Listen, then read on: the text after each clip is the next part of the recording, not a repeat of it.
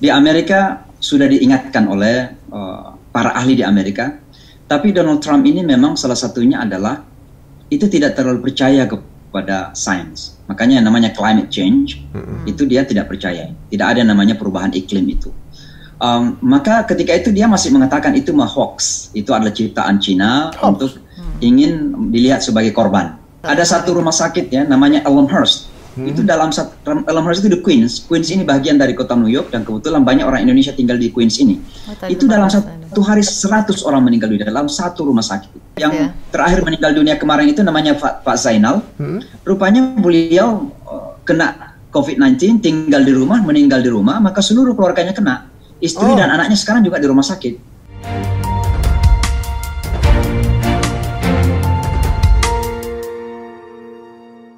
Panik, tegang, bingung, itu hal yang lumrah. Karena negara sebesar Amerika saja saat kita syuting acara vlog ini pun menempati posisi pertama yang sedang terjangkit corona.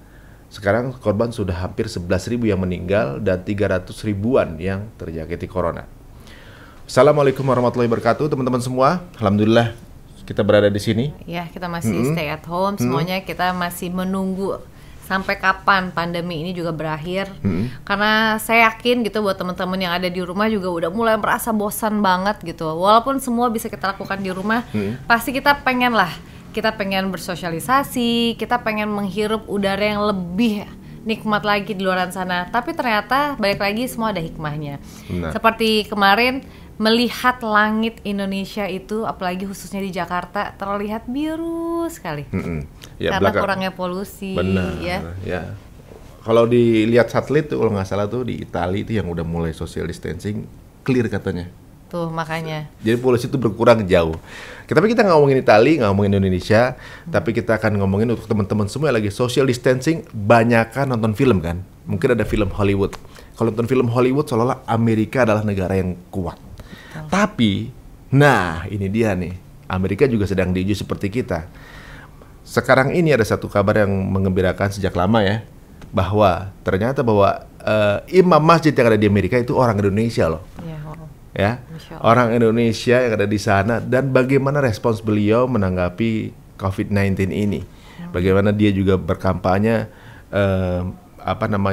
menggalakkan untuk tetap di rumah aja, dan juga, beliau juga punya program-program lainnya selama COVID-19 ini. Nah, kita pengen tanya langsung detailnya seperti apa dan beliau sekarang posisinya ada di mana. Kita langsung aja yuk. Kita ketemu dengan Ustadz Imam Syamsi Ali. Now with the recitation from the Quran, here are Imam Muhammad Shamsi Ali and Sister Zaima Sabri, who will be followed by Imam Fadri Ansari from the Masjid Numan in Buffalo, New York. Assalamu alaikum. إذا جاء نصر الله والفتح ورأيت الناس يدخلون في دين الله أفواجا فسبح بحمد ربك واستغفره إنه كان توابا صدق الله العظيم. Teman-teman, apakah teman-teman mengetahui bahwa imam besar di New York adalah orang Indonesia? Memimpin umat Islam di kota besar macam New York bukan perkara gampang, terlebih sejak peristiwa 11 September 2001. Tetapi seorang Imam Syamsi Ali, Imam Masjid Kota New York, adalah seorang kelahiran Tanah Toa, Sulawesi Selatan. Beliau berhasil menyatukan komunitas Muslim dan non-Muslim di kota itu. Selama 1 dekade, dia selalu berada di mimbar masjid terbesar di New York, yaitu Islamic Cultural Center. Disinilah Imam Syamsi Ali menyampaikan khutbah tentang nilai-nilai demokrasi dan mengecam ekstremis kepada ribuan jemaah. Di luar masjid, dia mengajarkan kepada FBI dan anggota Kongres tentang hubungan antar agama. Perjalanan hidup kemudian membuatnya mendarat di Amerika Serikat pada tahun 1996, ketika ia berusia 29 tahun. Ketika itu, Imam Syamsi terkejut mengetahui bahwa tidak semua orang Amerika berkulit putih. Waktu itu, ia diminta oleh Duta Besar Indonesia untuk PBB untuk membangun dan mengelola Masjid Indonesia di New York. Bahkan beliau juga yang diminta untuk menjadi perwakilan umat Islam di Stadion Yankees pada saat peristiwa 9/11. Imam Syamsi Ali dikenal sebagai pribadi yang mudah bergaul dengan orang dari berbagai kalangan. Imam Syamsi juga berteman dengan mantan Presiden Amerika Serikat George W. Bush dan juga mantan Presiden Amerika Serikat yang lain seperti Bill Clinton yang juga menuliskan kata sambutan di buku memoarnya yang berjudul Sons of Abraham yang ia tulis bersama dengan seorang reba Yahudi yang juga adalah teman baiknya. Bagi Imam Syamsi Ali, Islam bagi saya adalah tentang keadilan, kesetaraan, toleransi, kebebasan, dan memberikan hak orang lain dan menghormati hak asasi manusia. Tanpa itu semua, bahkan bila Anda mengaku seorang religius atau negara Islam, itu adalah satu kebohongan bagi saya. Alhamdulillah sekarang ini kita sudah terhubung dengan imamnya kota New York. Jadi komunitas muslim di New York itu imamnya ternyata orang Indonesia. Masya Allah. Makanya dulu waktu pertama kali saya tahu info itu gitu, ini bangga juga nih gitu kan. Bagaimana New York merupakan epicentrumnya bertemunya semua kebudayaan gitu di Amerika. Dan yang pasti itu komunitas muslim pasti ada sebagai agama dengan pertumbuhan tercepat di dunia. Nah, imamnya orang Indonesia gitu kan. Itu sejak lama tuh saya ikuti beliau gitu, walaupun beliau mungkin nggak sadar kalau saya udah ikutin sih sebenarnya. Saya udah intilin, ngepost apa segala macam. Sampai kita sebenarnya di satu grup WhatsApp pula, cuma nggak berani ngomong aja. Akhirnya kadarullah ada satu event bisa ketemu dengan beliau. Langsung kita ngobrol ya. Untuk teman-teman yang mungkin sekarang ini juga baru ngeh, emang orang Indonesia imamnya. Kita akan ngobrol sekarang kalau gitu sama-sama. Assalamualaikum Ustaz. Assalamualaikum. Waalaikumsalam warahmatullahi wabarakatuh. Aduh, alhamdulillah sehat semua Ustaz. Sehat alhamdulillah, walaupun dalam keadaan was-was, ya, a lot of worries, banyak kekhawatiran-kekhawatiran. Ya mungkin pada tataran tertentu ada rasa takut juga sih, karena kita lagi dalam suasana yang memang cukup mencekam di kota New York khususnya ya. Wow gitu, Masya Allah. Tapi kelihatan senyum, santai gitu ya. Iya harus sehat dong. Abis lihat postingannya silat bahkan kan gitu kan. Tapi di rumah semua ya Sat ya aktivitas sekarang. Ya benar, jadi sejak 2 minggu terakhir ini saya memang meninggalkan rumah di kota New York untuk tinggal di pesantren kita yang masih dalam proses pembangunan sebenarnya. Itu sekitar 2 jam dari kota New York, namanya kota Moodus, berada di negara bagian Connecticut. Connecticut ini antara Massachusetts, Boston dengan kota New York, jadi sekitar 2 jam dari sini sejak 2 minggu. Nah kebetulan tempat kami di sini masih relatif kampung, malah masih hutan sebenarnya, jadi udaranya masih segar. Dan juga tidak terlalu ketat. Kebetulan di New York ini sudah hampir 10 hari ini sudah lockdown dan tidak boleh melakukan kegiatan apa-apa kecuali kalau sebuah kebutuhan mendesak, membeli makanan maupun obat-obatan. Tapi selebihnya diharuskan untuk tinggal di rumah. Di rumah ya? Waduh. Tapi sebelum kita berlanjut ke sana, kita penasaran nih Ustaz. Ustaz di sana tuh sudah berapa tahun sebenarnya di Amerika ini? Saya sudah cukup lama saya kira.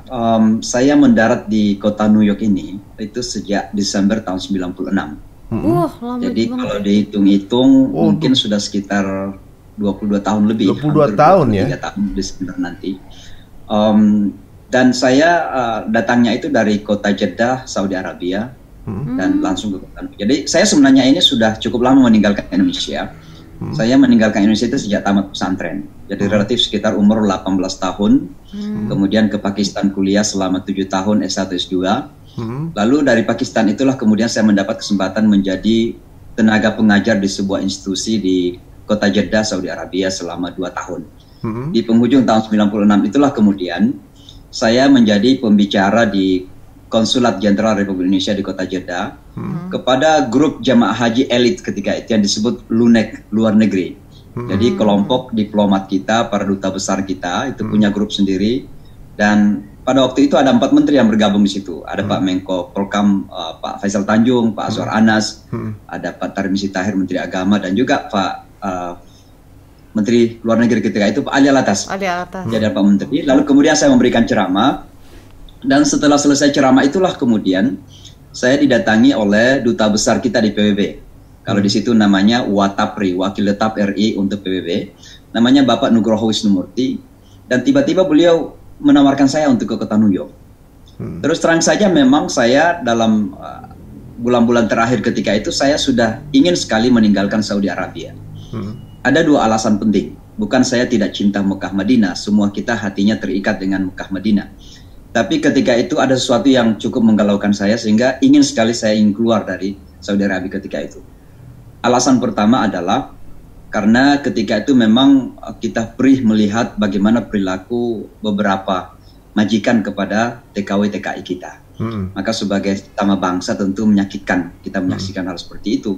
Saya punya pengajian sebelum Jumatan di Konsulat Jenderal dan sering kita mendengar cerita-cerita yang cukup menyakitkan. Tentu sebagai sesama bangsa cukup menyakitkan. Maka saya ingin meninggalkan Saudi Arabia ketika itu.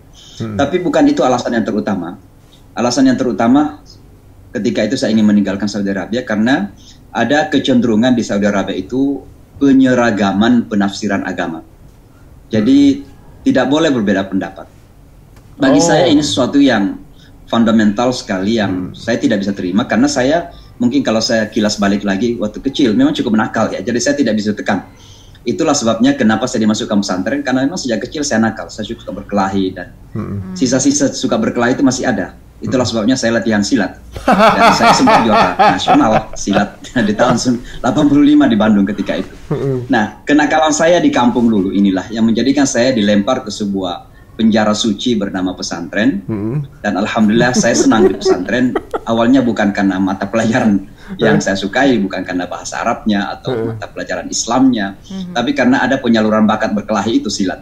Jadi saya memang pertama kali keluar dari Sulsel itu ke Bandung ketika itu tahun 1985 untuk mengikuti kejuaraan nasional silat di Unisba ketika itu. Dan saya sempat juara 2 nasional. Nah, saya kira ya karakter saya yang keras seperti ini tentunya menjadikan saya memberontak ketika tinggal di Saudi dan ada kecenderungan untuk menyeragamkan penafsiran agama itu. Kalau kita berbeda pendapat dengan ulama-ulama Saudi, seolah-olah kita ini pasti disalahkan. Dengan begitu mudah, tuduhan bid'ah, khurafat, macam-macam. Maka saya memang memohon kepada Allah, mudah-mudahan saya diberikan kesempatan untuk mengabdi di tempat lain, atau lanjut S3, kalau tidak di Inggris, di Amerika ketika itu. Dan alhamdulillah, di penghujung tahun 96 itu, doa saya itu diterima oleh Allah Subhanahu Wa Taala. Masya Allah. Itulah kira-kira ceritanya. Malah jadi berarti hijrahlah ke New York ya Ustadz ya. Justru di tempat yang peluang dakwahnya lebih besar, ya kan? Memang di sana ibaratnya kan mungkin saat itu Muslim belum sebanyak sekarang ya di New York ya saat itu ya. Ya tentunya belum seperti sekarang ini. Islam masih begitu sangat asing dan orang-orang Islam juga masih malu-malu memperlihatkan keislamannya.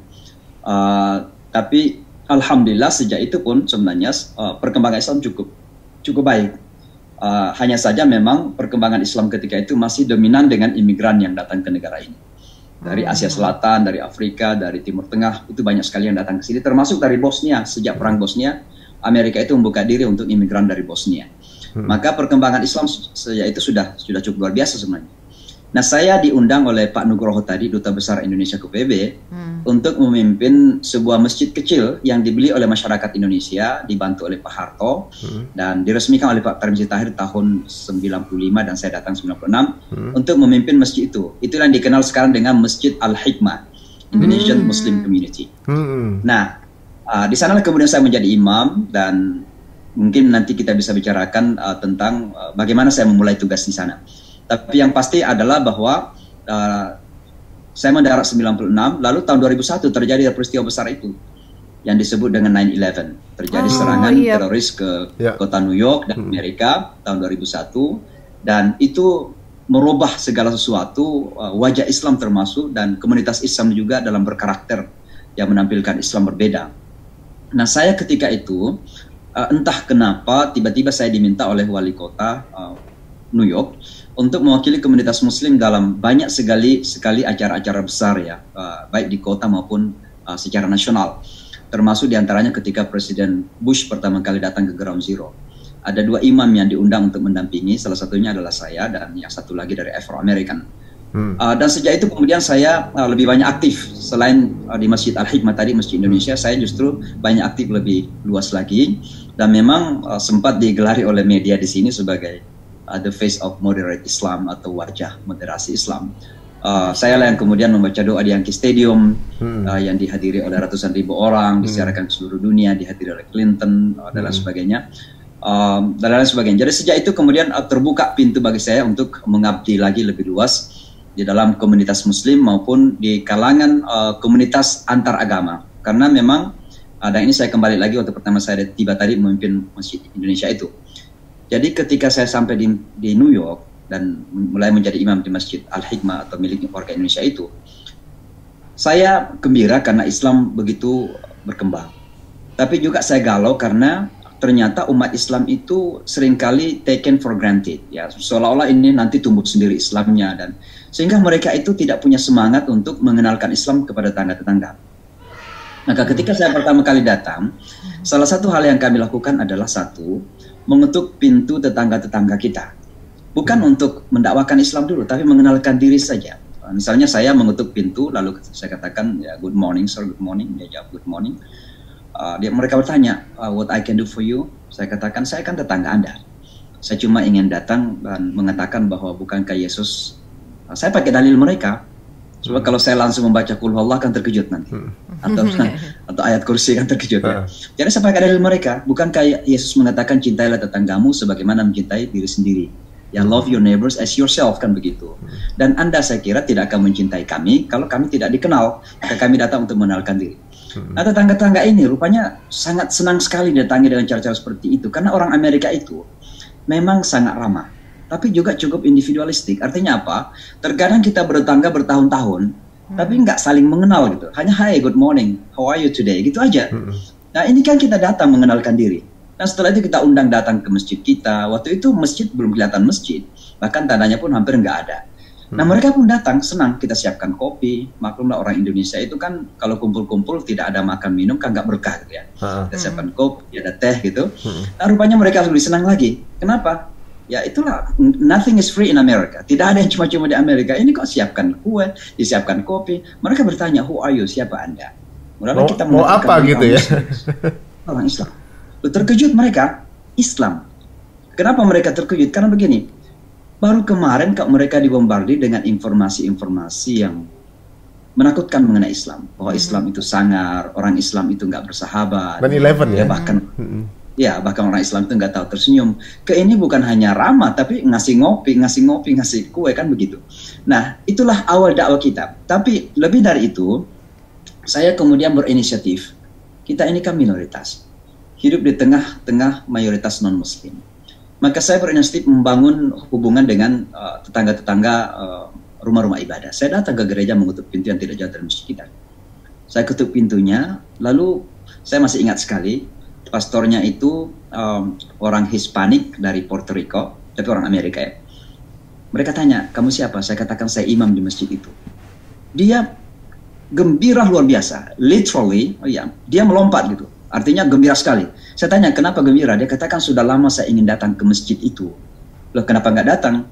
Dia katakan, saya juga baca di internet. Katanya kami ini dianggap najis. Karena kan ada artikel-artikel yang mengatakan bahwa non-muslim itu dianggap najis, tidak boleh masuk masjid dan sebagainya. Dan rupanya mereka itu mencari tahu tentang Islam. Nah, karena mendapatkan artikel bahwa orang non-muslim dianggap najis, akhirnya mereka takut datang ke masjid. Akhirnya apa yang saya lakukan? Saya ambil tangannya dia, saya ajak datang ke masjid. Bahkan di sana kemudian kami mulai yang disebut dengan interfaith dialogue. Nah, inilah yang kami lakukan terus-menerus sekitar 3-5 tahunan. Maka ketika terjadi 9/11, itulah menjadi dasar kenapa kami dilibatkan oleh pemerintah kota menjadi perwakilan Islam dalam ragam perhelatan ketika itu. Karena memang kami dilihat sebagai seseorang yang sangat aktif dalam membangun relasi antar agama. Dan luar biasa manfaat dari dialog antar agama. Nanti saya bisa sebutkan kalau ada yang ingin ditanyakan kira-kira apa manfaatnya, juga dari perspektif Islamnya bagaimana, itu bisa kita jelaskan. Oh iya, benar. Berarti memang menjalankan apa yang disebut Islam itu rahmatan lil alamin ya sebenarnya ya, bahwa dengan hadirnya orang Muslim maka akan memberikan keberkahan di sekelilingnya. Itu seperti cerita Rasulullah, ternyata bukan hanya orang Muslim yang dipimpin Rasulullah ya, orang Yahudi juga, Majusi juga, waduh, Masya Allah. Tapi berarti di sana tuh toleransinya tinggi sekali ya, Ustadz ya? Iya, sebenarnya sangat tinggi. Tentu kalau kita berbicara sebuah bangsa kan kita melihat dulu konstitusi ya. Konstitusi Amerika jelas ya menjamin kebebasan beragama. Dan ini yang harus kita tahu. Ada beda antara konsep sekularisme Amerika dan konsep sekularisme di dunia barat lain, khususnya Eropa Barat, Prancis misalnya. Apa bedanya? Kalau di Prancis, sekularisme itu artinya pemisahan total agama dari kehidupan publik. Jadi tidak boleh ada agama di kehidupan publik. Kantor agama tidak oleh simbol agama. Maka dulu pernah dilarang jilbab misalnya di Prancis. Ya. Tapi di Amerika itu sebaliknya. Di Amerika ini dianggap sebagai negara sekuler, artinya apa? Negara atau pemerintah tidak boleh menentukan iman seseorang. Tapi Amerika dan negara wajib melindungi, bahkan memfasilitasi daripada iman itu.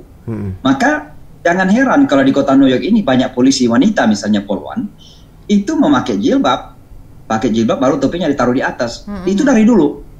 Kalau Indonesia sendiri kan pernah diperdebatkan kan, diperbincangkan apa boleh polwan itu pakai jilbab itu. Tapi di Amerika, NYPD wanita, pol wanita udah dari dulu pakai jilbab, nggak ada masalah. Kenapa? Karena undang-undang menjamin pelaksanaan agama. Maka Amerika ini sangat-sangat toleran dalam hal ini. Orang Amerika juga begitu sangat terbuka. Jadi orang Amerika itu sangat ramah, terbuka, sangat ingin tahu.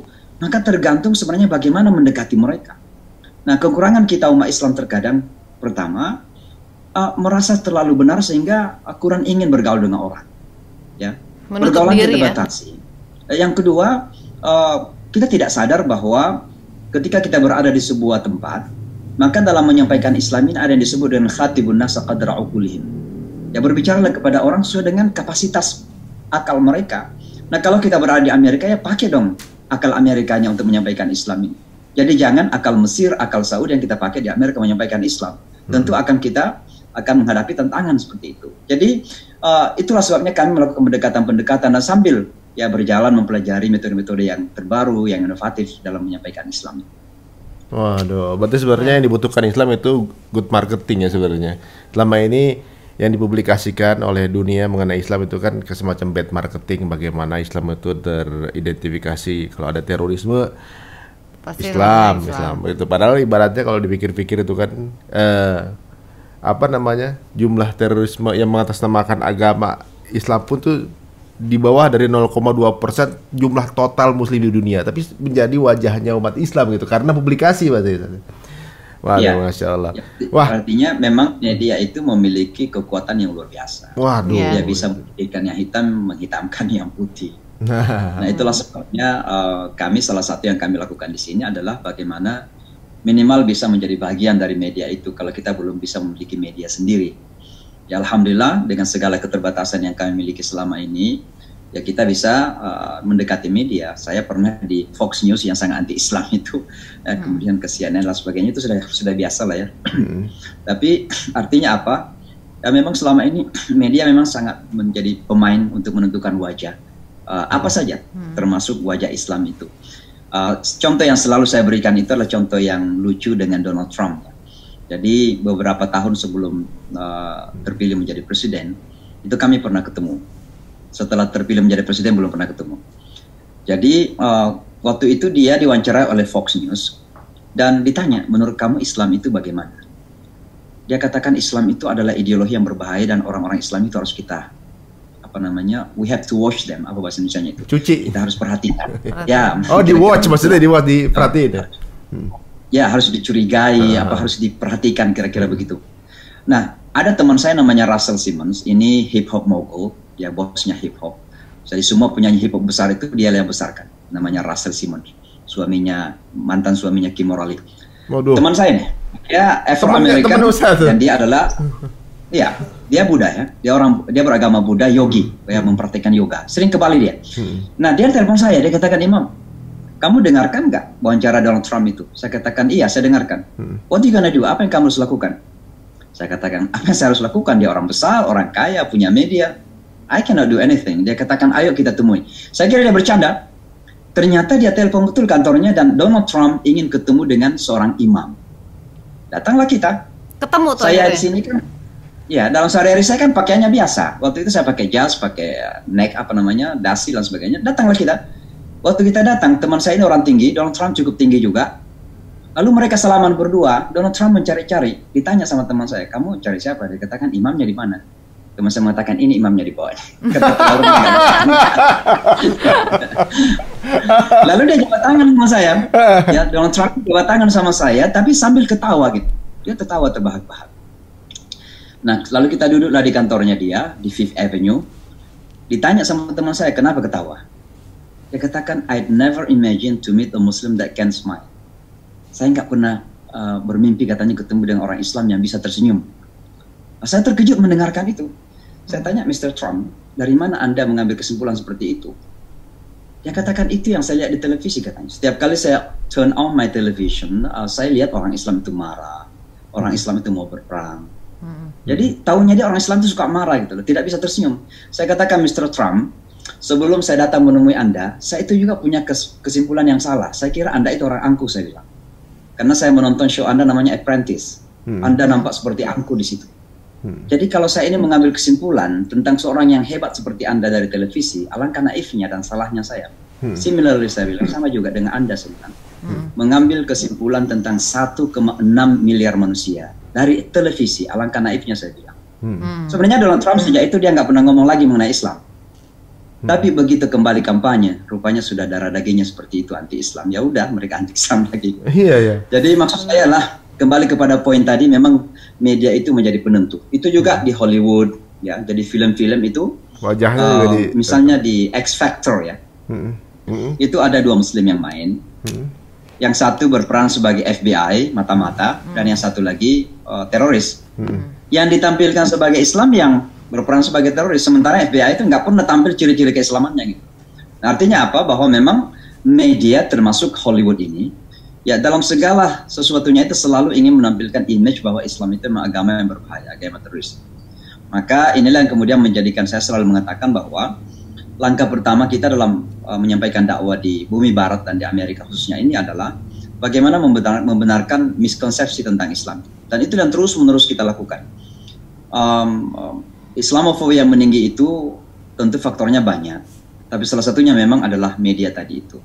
Orang seperti Donald Trump saja yang sudah banyak bisnisnya di Timur Tengah, banyak dealing dengan orang Islam, masih salah paham terhadap agama ini karena menjadi korban dari media itu sendiri. Dan itulah sebabnya kami harus berusaha terus untuk melakukan pendekatan-pendekatan kepada media yang masih memungkinkan untuk kita dekati.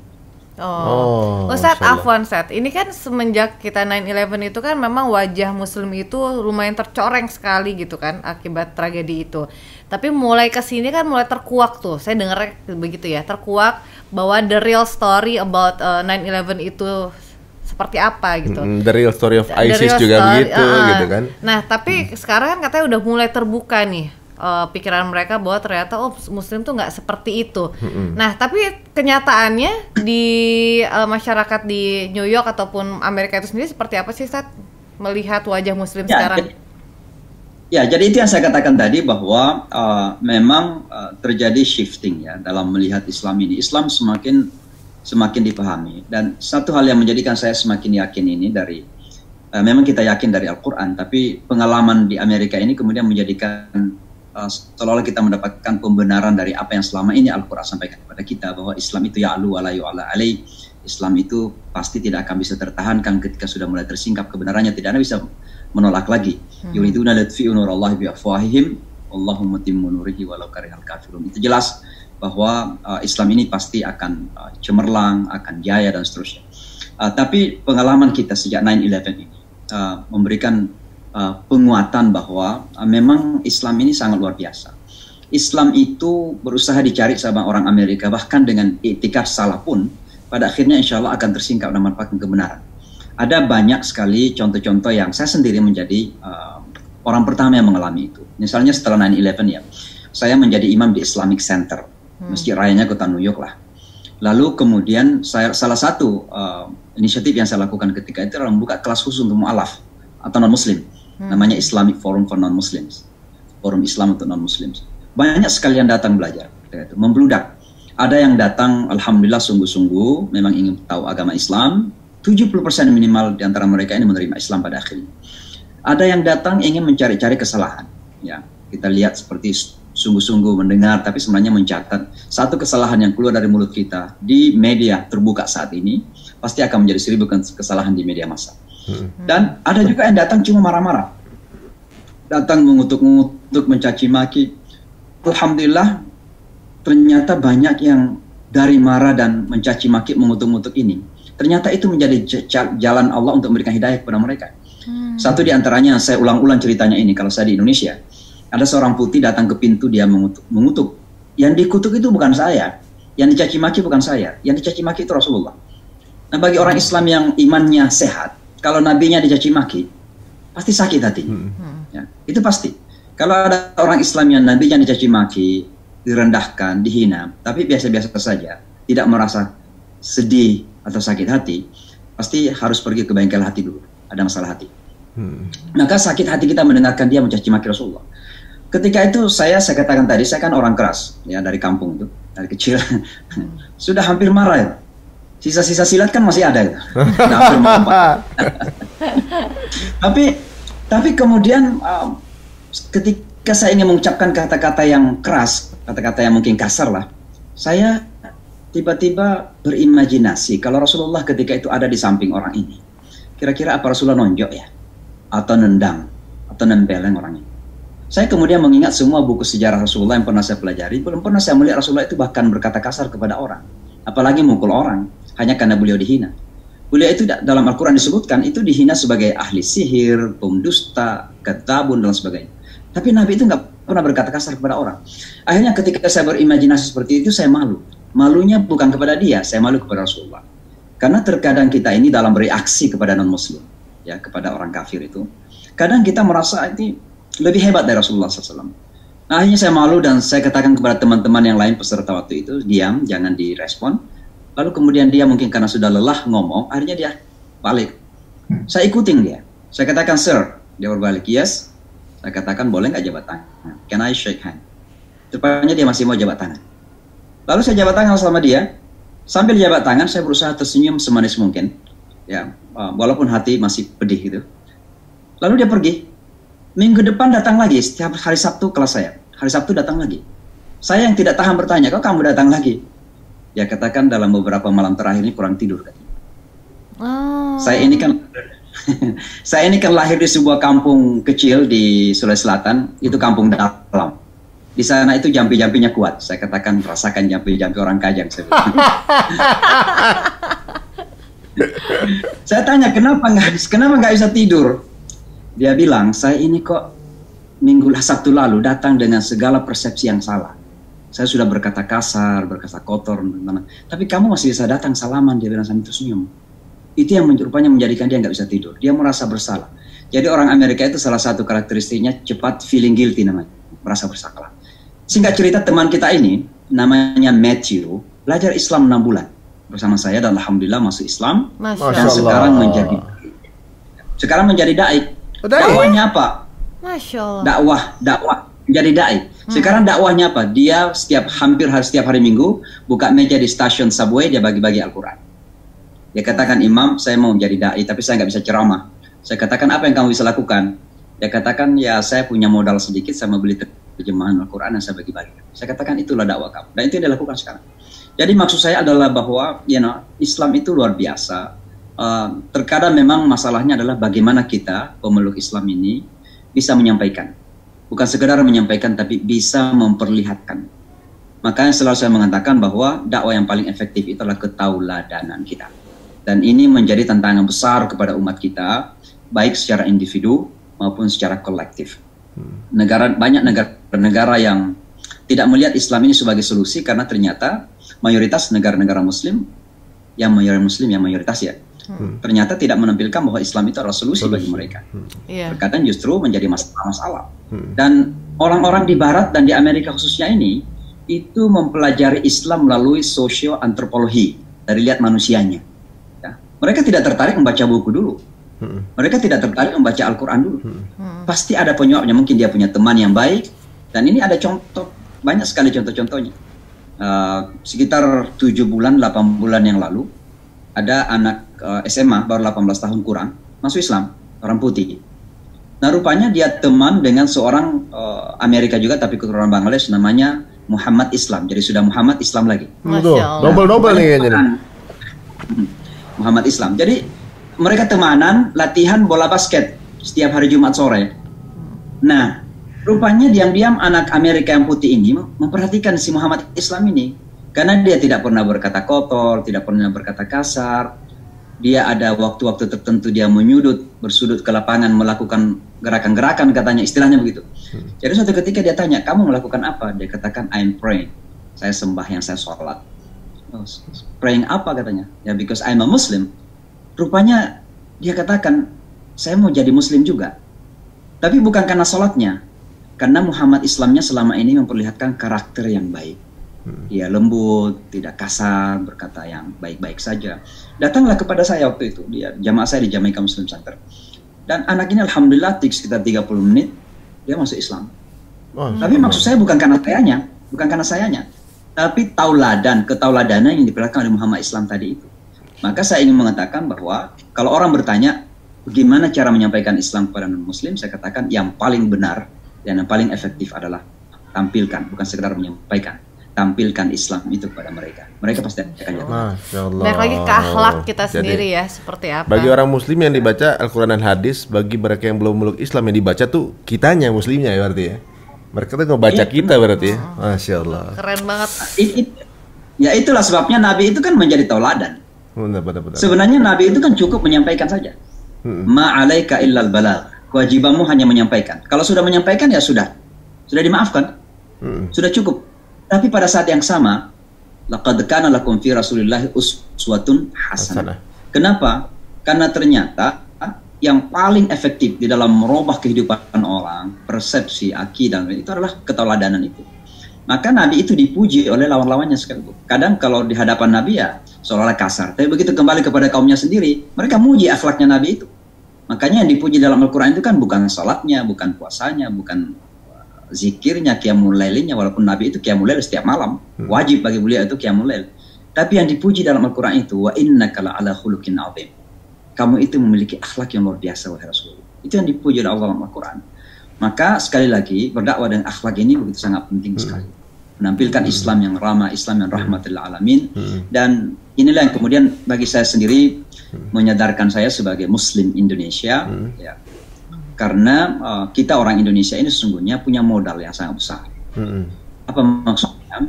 Modal akhlak kita itu sebenarnya. Karena keindonesiaan kita itu sudah sangat identik dengan akhlakul karimah Islam kita. Kita ramah, mudah tersenyum, ya, insya Allah tawadu, easy going, bergaul. Nah ini kan semua modal utama dalam menyampaikan Islam. Tapi kalau kita ini kurang ramah, bahkan di atas mimbar pun kita menyampaikan hadis, tabassumuka fi wajhi akhika sadaqah, tersenyum kepada saudaramu itu sedekah, sambil marah-marah. Kan orang bilang Islam yang mana nanti kita ikutin. Kesannya Allah tuh pemarah gitu kesannya. Ini ngasih tahu apa pemarah. Kesannya Rasulullah memarah, Masya Allah. Aduh, keren banget ya. Benar. Itu kita dapat bonus tausiah nih yang justru bagaimana berdakwah di ranah yang peperangan ini paling sulit, ibaratnya di Amerika sana kan bukan Muslim. Nah sekarang kita kembali ke sebuah fenomena yang sekarang dirasakan dunia nih Ustaz nih. Bagaimana justru Ustaz sekarang berada di, tadi kita bilang bahwa New York itu kan epicentrum bagaimana budaya dan seluruh dunia. Ini Roma zaman sekarang tuh di situ kan. Jadi justru sekarang ini secara hitungan yang sedang berjalan menjadi salah satu yang tertinggi untuk virus corona sekarang yang sedang mewabah di seluruh dunia, termasuk di Indonesia sebenarnya. Nah, kira-kira Ustaz, di sana itu kenapa bisa segitu banyak? Sekarang kan kita banyak menyangka, awalnya kan memang dari Cina, gitu. Sekarang juga Amerika juga ternyata banyak. Kan banyak tuduh-tuduhan antara Cina dan Amerika. Cina menuduh Amerika, Amerika menuduh juga Cina. Tapi dua-duanya juga banyak korban. Jadi siapa yang dituduh ini kita juga nggak ngerti juga. Tapi fenomena ini menjadi sebuah dalam semasa kita hidup ini kita jadi ada sesuatu yang bisa kita bicarakan, kita melewati momen di mana wabah internasional itu benar-benar terjadi, bukan cuma cerita gitu ibaratnya. Nah, bisa cerita sedikit nggak Ustaz? Sebenarnya seperti apa sih di Amerika? Kok bisa mereka sendiri pun terlambat untuk bereaksi mengenai pandemi ini yang sudah sebenarnya maksudnya sudah diprediksi dari sejak Januari sudah bisa siap-siap sebenarnya? Ya, kalau saya ingin kritis, memang saya kritis kepada Presiden Donald Trump karena salah satunya memang anti-imigran, tentu anti-Islam, anti-non-white, ya. White supremacy meninggi salah satunya karena seolah-olah mendapat pembenaran dari seorang presiden yang bernama Donald Trump. Dan memang cukup rasis lah. Dan ini saya tidak malu-malu menyampaikan. Jadi sebenarnya ketika sudah menebar kemana-mana penyakit ini, sudah sampai Singapura, Malaysia, bahkan sudah masuk Jerman dan Italia ketika itu. Di Amerika sudah diingatkan oleh para ahli di Amerika, tapi Donald Trump ini memang salah satunya adalah itu tidak terlalu percaya kepada sains. Makanya yang namanya climate change, itu dia tidak percaya. Tidak ada yang namanya perubahan iklim itu. Maka ketika itu dia masih mengatakan itu mah hoax. Itu adalah ciptaan Cina untuk ingin dilihat sebagai korban. Menurut simpati. Karena waktu itu memang terjadi ada peperangan sengit dagang ya antara Amerika dan Cina. Maka Donald Trump ini ingin mendapat segala pembenaran apapun untuk menyerang Cina. Maka ketika itu dia masih mengatakan itu adalah hoax. Belakangan kemudian dipolitisir, ya. Oh itu mah permainan Demokrat untuk memburuk-burukkan saya, yang seolah-olah tidak menangani hal ini. Karena Demokrat ingin memakai sebagai alat karena dia gagal untuk mengimpeach atau menjatuhkan Donald Trump. Nah, ini satu pelajaran penting bagi kita semua bahwa COVID-19 ini jangan sampai dipolitisir. Jangan sampai kemudian dijadikan isu politik. Jangan sampai ketika seseorang mengambilnya sebagai sesuatu yang serius hanya karena kita beda mazhab politik, lalu kita mengatakan bahwa itu mah cuma pendapatnya dia untuk kepentingan politiknya. Sekarang bukan lagi isu politik, ini isu hidup manusia. Dan oleh karenanya saya menyalahkan Presiden Donald Trump yang lambang menangani ini karena dianggap sebagai isu politik yang dipergunakan oleh Partai Demokrat. Nah itulah yang sebenarnya kemudian khususnya berkembang ke kota New York karena memang COVID-19 ini rentang menyerang mereka-mereka yang ramai, dan kota New York adalah kota yang paling ramai di Amerika Serikat. Dan oleh sebab itu di kota New York di Amerika Serikat sekarang sudah lebih 10.000, hampir 11.000, hampir setengahnya itu di New York State. Dan yang lebih banyak di New York State ini ada di New York City, tempat kami tinggal. Ya bayangkan saja pernah dalam satu hari di New York ini 400 orang meninggal. Ada satu rumah sakit ya namanya Elmhurst. Itu Elmhurst itu di Queens. Queens ini bagian dari kota New York dan kebetulan banyak orang Indonesia tinggal di Queens ini. Itu dalam satu hari 100 orang meninggal di dalam satu rumah sakit. Bayangkan itu. Nah, ini penyebabnya salah satunya adalah karena lambang dilakukan apa yang disebut dengan diblok lah kemungkinan untuk penyebaran itu. Salah satunya social distancing, lockdown dan lain sebagainya. Maka terjadi penyebaran yang sangat begitu cepat. Karena memang penyakit ini menyebar dan kita tidak tahu bagaimana cara menyebarnya. Orang sehat merasa tidak ada simptom, tiba-tiba sebenarnya sudah ada dan bisa menyebarkan kepada mereka yang sakit. Yang akan menjadi victim atau korban adalah yang sudah ada penyakit. Misalnya dia adalah orang yang sudah batuk, kemudian kena lagi virus ini, dia yang akan menjadi victim. Sementara yang sehat ini mungkin akan tersembuhkan dengan imunisasi tubuh yang dia miliki. Jadi sekali lagi, memang Amerika sekarang ini menjadi pusat atau epicenter daripada COVID-19 ini, dan New York khususnya dan kota New York atau New York City khususnya menjadi bagian terutama dari situ. Korban-korban yang berjatuhan bukan hanya nyawa manusia, tapi juga ekonomi, terjun bebas, Wall Street ya dalam beberapa hari saja triliunan dolar hilang dan sebagainya. Dalam bulan Maret saja itu sekitar 4 juta, 5 juta orang kehilangan pekerjaan. Dan kita tahu misalnya di kota New York itu orang hidup check per check. Artinya apa? Dapat ceknya, dia bayar sewa rumah, habis setelah itu. Kita bisa bayangkan kalau tidak pekerjaan. Mau bayar rent rumah bagaimana, mau makan apa. Ya syukurlah bahwa di kota New York ini disiapkan sekitar 50 titik di mana mereka bisa mendapatkan makanan. Nah ini saya di Indonesia kemarin mendapatkan satu suara seorang sopir taksi Bluebird kalau nggak salah menangis ya dari pagi dari pagi tidak makan pagi, kemudian sampai sore tidak mendapatkan penumpang. Ya siapa yang mau naik taksi kan sekarang, kemudian keluarganya tidak ada makanan. Saya yakin begitu banyak saudara kita di sekitar kita ini yang menderita gara-gara ini. Ya untunglah di Amerika Serikat ini alhamdulillah dengan penyakit ini malah ada stimulus, ada bantuan kepada masyarakat ya, bisa mendapatkan 1.000 $200-an per satu orang, dan satu keluarga sekitar 2.500-an. Ini ceknya lagi kita tunggu ini untuk datang ke rumah-rumah. Ya, dan semua dapat. Oh, semua dapat. Semua warga dapat. Semua dapat. Oh, jadi asal dia legal, kita di Amerika punya Social Security namanya, dia bayar pajak, maka dia mendapat itu, bantuan itu. Siapa saja. Jadi nggak ada alasan dia keluar untuk cari nafkah gitu, karena udah dibayarin negara. Ya, sebenarnya untuk sementara ini memang tidak ada alasan untuk keluar mencari nafkah.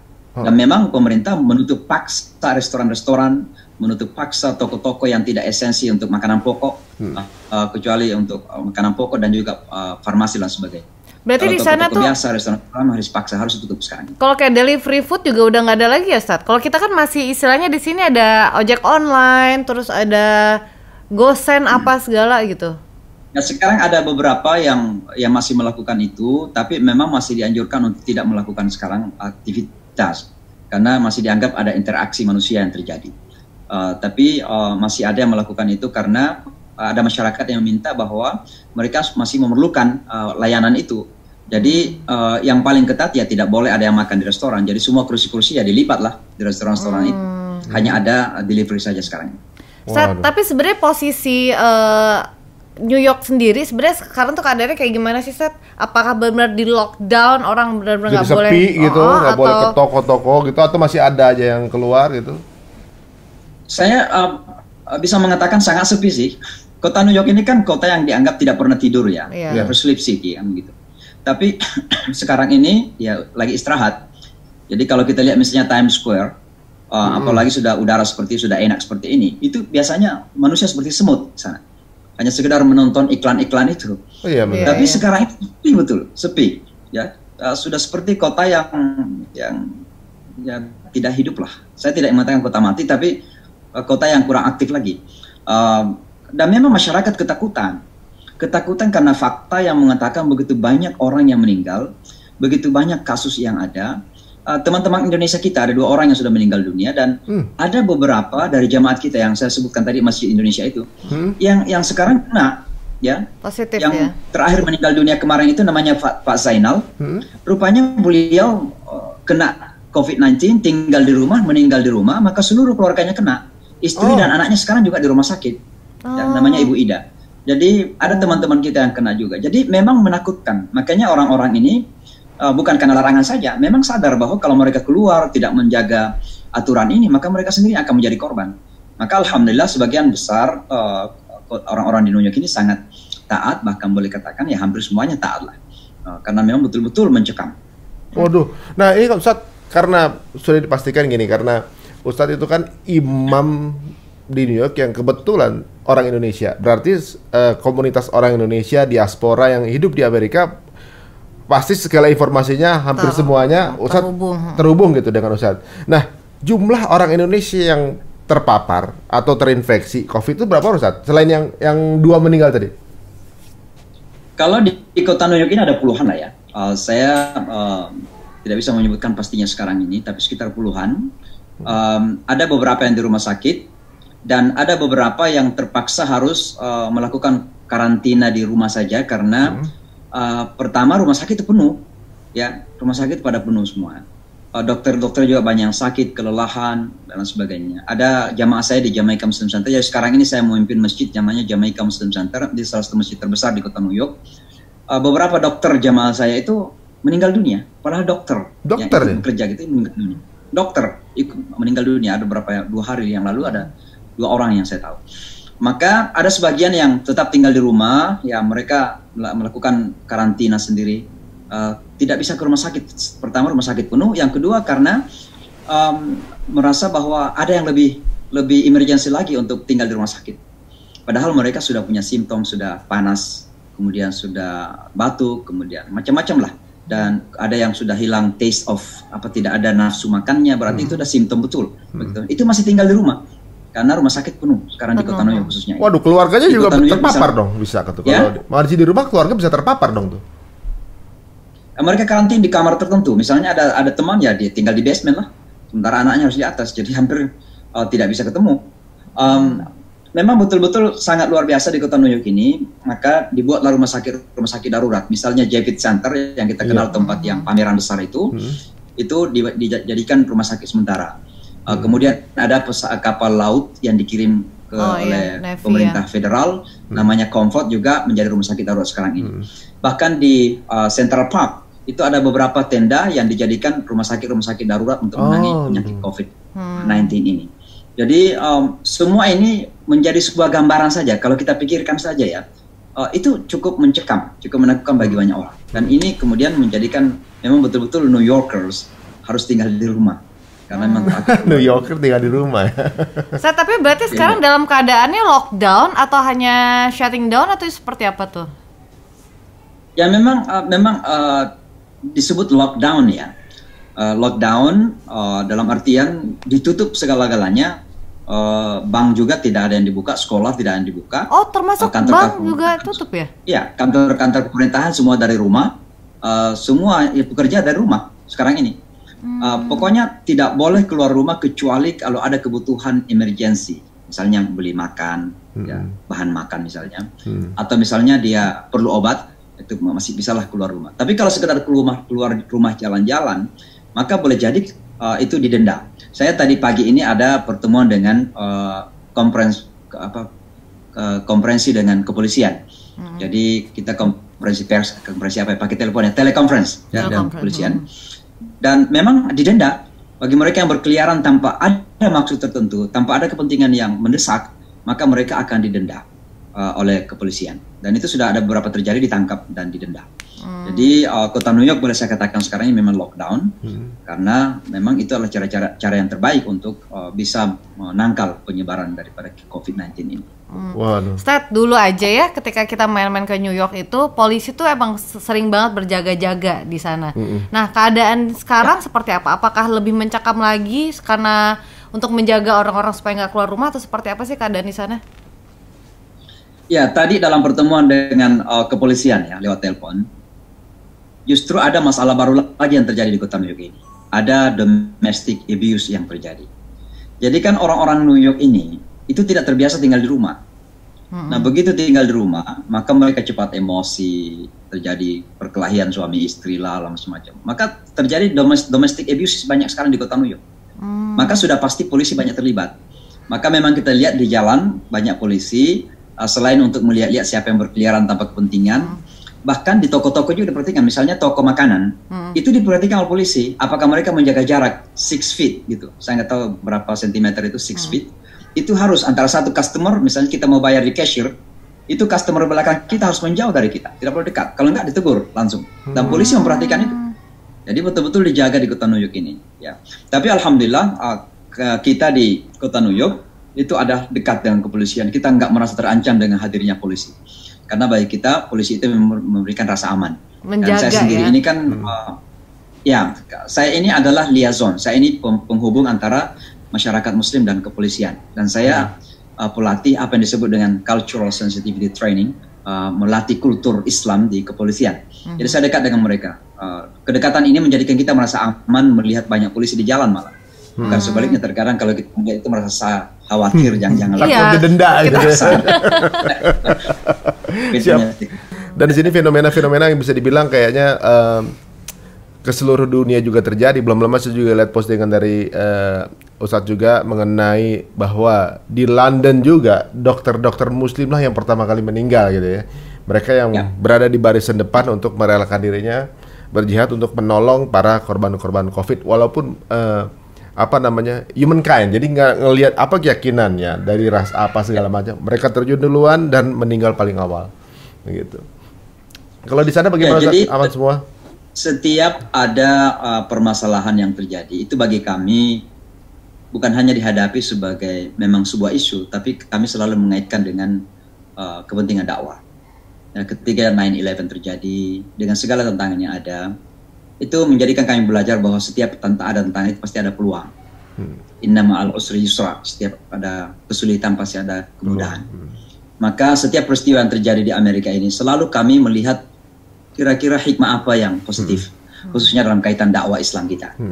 Misalnya sekarang COVID-19, itu bagi kami jadikan sebagai kesempatan. Misalnya banyak teman-teman masjid-masjid kita yang kemudian membuat makanan dan diantarkan ke rumah-rumah sakit. Ya, diberikan kepada dokter-dokter, kepada nurse yang bekerja 24 jam ya, melayani pasien. Maka kita anjurkan kepada masjid-masjid kita, komunitas Muslim, untuk melakukan donasi makanan kepada mereka. Bahkan ada beberapa organisasi Islam di kota New York ini, itu secara volunteer, secara sukarela, pergi membeli bahan-bahan makanan dan dikampanyekan, siapa yang membutuhkan diantarkan ke rumah-rumah kepada tetangga-tetangga yang membutuhkan. Demikian juga konsep-konsep ya, misalnya sekarang kita mengatakan bahwa setiap hari harus cuci tangan, itu kita sampaikan kepada masyarakat Amerika bahwa itu kita lakukan, tanpa COVID pun kita lakukan. Minimal 5 kali sehari semalam kita harus berwudu kalau kita mau salat, bahkan kita harus menjaga wudu kita. Ya. Jadi hal-hal seperti ini selalu kita tangkap hikmah yang bisa kita kaitkan dengan nilai-nilai ibadah dan juga sekaligus nilai dakwah yang kita lakukan. Dan alhamdulillah pengorbanan dokter di Inggris misalnya, kemudian beberapa dokter di Amerika, di kota New York, jamaah saya ada 2 dokter yang meninggal dunia. Ini akan menjadi catatan tersendiri di dalam perjalanan Islam di dunia Barat, bahwa ternyata orang Islam itu tidak saja bahwa mereka adalah memberikan kontribusi biasa, tapi mereka berada di garda terdepan, memberikan kontribusi yang baik bagi kemanusiaan.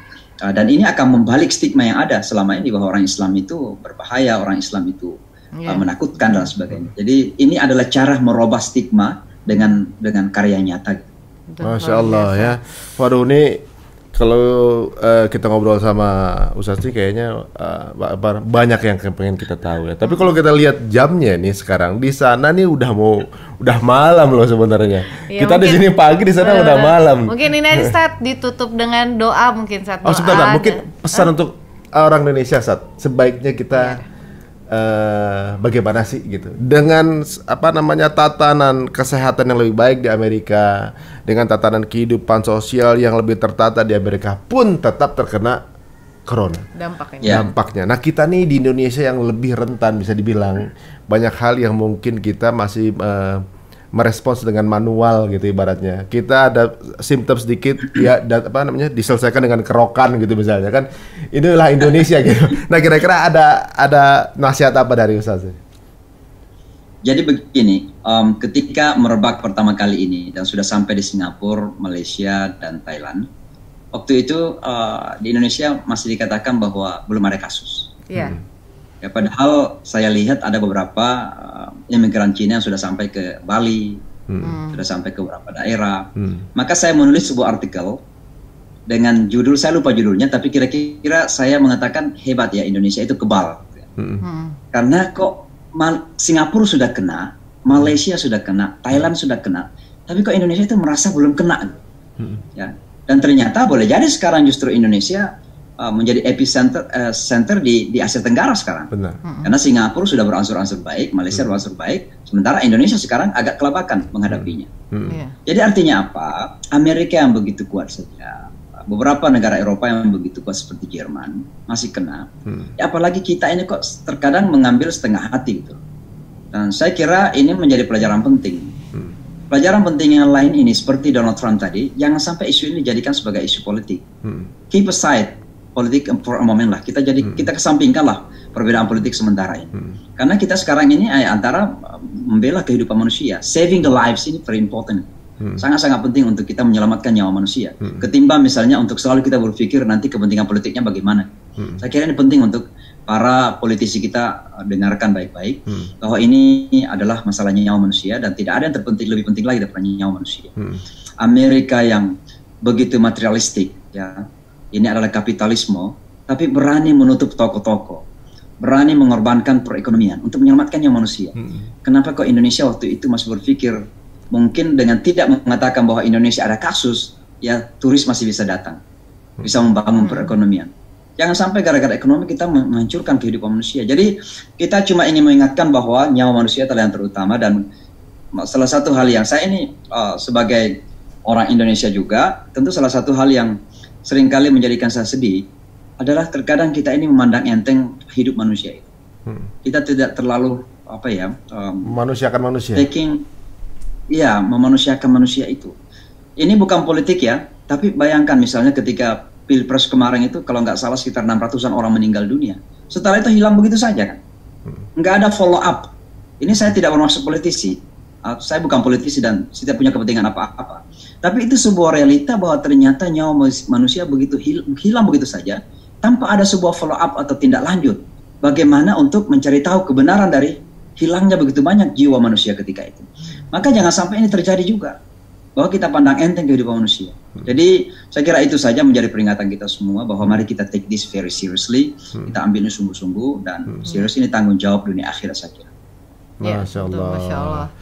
Waduh, ini sebenarnya memang banyak sekali hal-hal yang kita dengan berkaca dari Amerika banyak juga yang mungkin bisa relate dengan Indonesia ya. Gitu. Sebagai penutup nih Ustadz, boleh nggak kita mendapatkan sedikit doa dari Ustadz nih? Supaya kita juga lebih gimana ya, adem lah gitu rasanya ya. Di sini kita juga soalnya walaupun begini di rumah juga tegang, was-was. Di rumah saya dikit-dikit setiap berapa menit ada ambulan. Kita tuh bukan di Times Square, tapi ambulan lewat-lewat. Biasanya kita nggak ada. Kalau di Times Square dikit-dikit ambulan udah biasa gitu. Ini kita dikit-dikit ambulan. Baik, gitu. Ini juga karena sudah hampir jam 12 malam. Jadi anggaplah ini doa Qiyamul Lail. Siap, aduh, Masya Allah.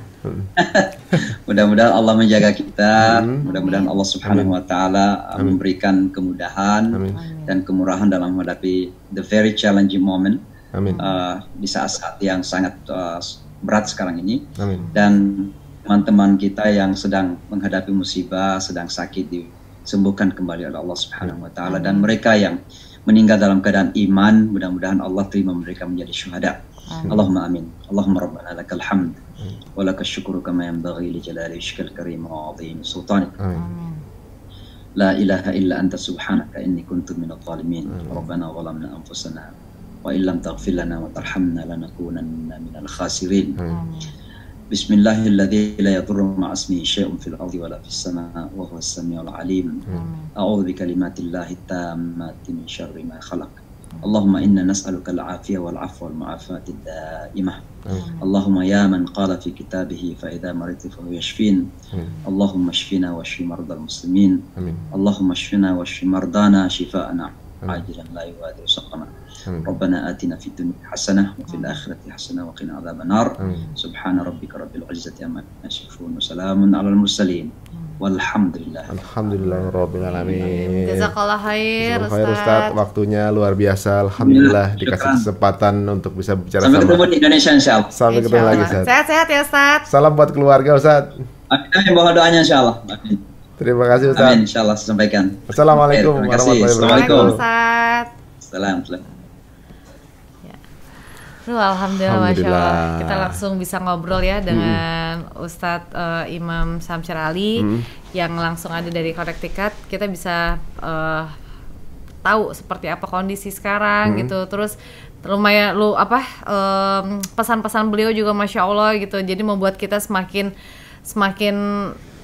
sadar diri gitu loh dengan apa yang kita punya sekarang gitu. Benar. Ilmu yang masih cetek banget jauh sekali dari Ustadz Imam Syamsir Ali tadi, bahwa mengatakan ya kita tebar itu semua. Seperti sekarang keadaan lagi seperti ini, kita cari peluang dakwah, cari peluang pahala apa yang bisa kita dapetin, karena ini semua adalah tanggung jawab kita semua dunia akhirat. Kita bukan cuma sekedar ngebahas tentang politik, kita bukan sekedar ngomongin masalah ekonomi, tapi bagaimana tanggung jawab kita yang akan nanti kita bawa, dipertanyakan nanti ketika kita udah meninggal, apa yang kita udah lakuin untuk manusia itu sendiri. Beliau bisa bertahan di Amerika, banyak hal yang kita tangkap dari uraian beliau. Tapi ada satu poin yang saya ambil banget itu, bahwa seburuk apapun kondisinya, ambil angle positifnya. Masya Allah. Apakah itu ada hikmah sesuatu, atau ini peluang dakwah atau apa, pokoknya ambil angle positifnya dari apapun kondisinya.